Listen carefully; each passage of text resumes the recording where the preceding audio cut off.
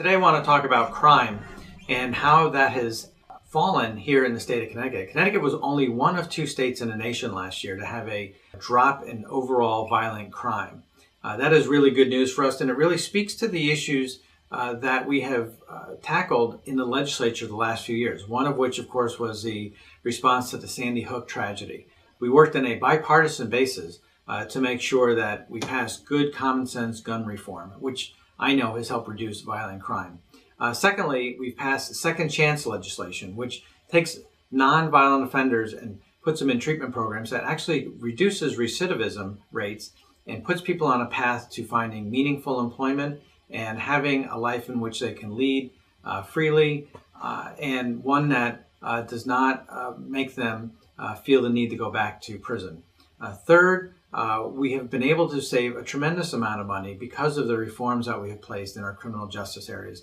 Reforms that actually are looked at nationally by other states all across this country because not only does it help reduce crime, it helps reduce costs, and it helps give people a better sense of purpose.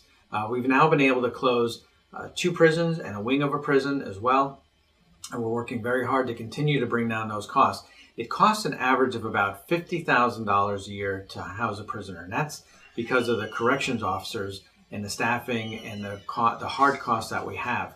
I was actually visited a prison this year, a youth prison, with our chief of police here in Norwalk and Darien, and we saw firsthand why it's so expensive to house these prisoners. So the best place is not to have them in prison in the first place, and if they do get out, to make sure that they don't return. So we're going to continue to focus on criminal justice reforms. We want to make sure that the violent prisoners are locked up and they never get out. But we want to also make sure that the nonviolent offenders and others who can be rehabilitated and become good tax-paying citizens of the state and lead good, productive lives.